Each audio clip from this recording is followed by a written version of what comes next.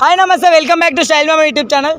So Vande Bharat మంచి movie నిజంగా. అంటే ఆగస్ట్ 15th కానీ జనవరి 26 కానీ రావాల్సిన మూవీ. సో ఈరోజు అయితే రిలీజ్ అయింది. ఎట్లుందో స్కూల్ స్టూడెంట్స్ కానీ స్కూల్ కాలేజ్ వాళ్ళకి చాలా ఇంపార్టెంట్ మూవీ. సో వీళ్ళని అయితే అడుగుదాం ఏం చెప్తారో. హాయ్ అండి, ఏం పేరండి? ఎలా అనిపించిందండి సినిమా చూస్తుంటే మీకు?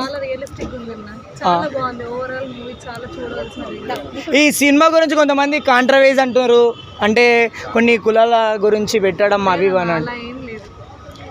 సినిమాలో మీకు నచ్చిన సీన్స్ కానీ నచ్చిన సీన్స్, సాంగ్స్? రిజర్వేషన్ మాత్రం అది పక్కా అమలు చేయాల్సిందే అన్నారు. రిజర్వేషన్ అంటే దళితులు అసలు చదవడం కూడా కష్టం కదా కొన్ని ఊర్లలో.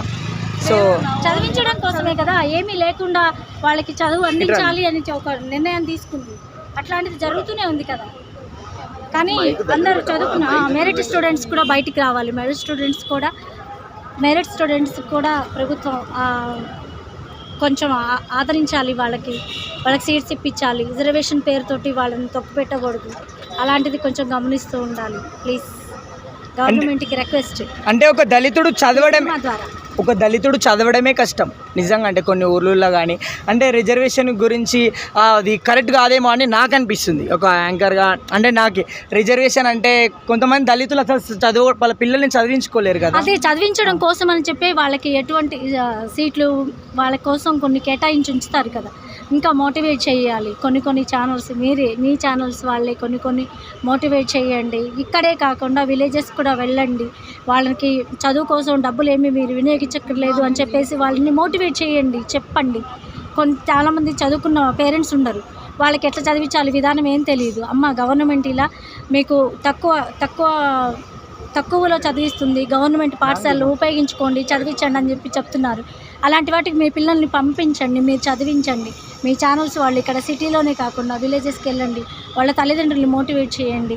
ఎడ్యుకేటెడ్ బోల్డ్ ఎంతమంది ఉంటారు. ఆ యువత కూడా కొంచెం నడుం కట్టి అందరికీ కూడా మీ ఛానల్ ద్వారా యూట్యూబ్లో చాలా పిల్లలు ఎన్నెన్నో చేస్తూ ఉంటారు. ఇది కూడా చేయండి. గవర్నమెంట్ని ప్రశ్నించే హక్కు అందరికీ ఉంది. బయట తిరిగి పిల్లలందరూ ఉంటారు. ఆ అల్లరి కంటే కొంచెం ఇలా చదువు వైపు అందరి దృష్టిని మళ్లించండి, దేశాన్ని గౌరవించండి. ఇలాంటి సినిమాలకి కొంచెం ఆదరణ కలిగించండి. చూడండి, ప్రతి ఒక్కళ్ళు తగిన సినిమా ఇది. వందే భారత్ అనేది ప్రతి భారతీయుడు చూడదగిన సినిమా. గుర్తుపెట్టుకోండి, కులాలకి మతాలకి అతీతమైన సినిమా ఇది. బయట ఎవరో వచ్చి ప్రాపకాండ చేస్తున్నారు అనేది మనకి మల్లా రమేష్ గారు స్పష్టంగా చూపించినటువంటి సినిమా. మీకు సినిమా వచ్చి చూసినట్లయితే మీకు ఖచ్చితంగా అర్థమవుతుంది. చాలా బాగుంది. ఇంత మంచి మూవీ, ఇంత అంటే దేశం గురించి ఇంత మంచి సినిమా అయితే తీయడం జరిగింది. కొన్ని థియేటర్లు కూడా మీకు ఇవ్వలేదంట అని నేను బయట టాక్ విన్నా. మేము కూడా విన్నామండి. ఉన్న దాంట్లో మేము ప్రయత్నం చేశాము, మా సార్ వాళ్ళు ప్రయత్నం చేస్తారు.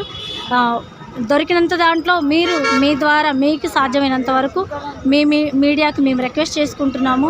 మీరు ప్లీజ్ మీరు మౌత్ అనౌన్స్మెంట్ చేయండి, విన్నవాళ్ళు చూడండి. చాలా బాగుంది ఈ సినిమా.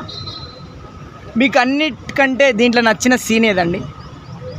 సీన్ ఒక ఉగ్రవాదులు అలా నిలబడి మాట్లాడతారు కదా అందరూ, అట్లాంటి సీన్స్ కానీ. ఇప్పుడు అంటే ఇలా చెప్పకూడదు తెలీదు, కానీ ముస్లిమ్స్ సంస్థ గురించి ఇందులో ఇచ్చారు కదండి. ఆ బాబు హీరో చెప్పాడు కదా, మేము చూసుకుంటామని చెప్పేసి. అలా ఎవరైనా ఉన్నట్లయితే దయచేసి అన్నలారా మీరు చూడండి. మన భారతదేశాన్ని మనమే రక్షించుకోవాలి, మన పద్ధతులు మనమే పాటించాలి, మనమే చూసుకోవాలి. వేరే ఎవరు కూడా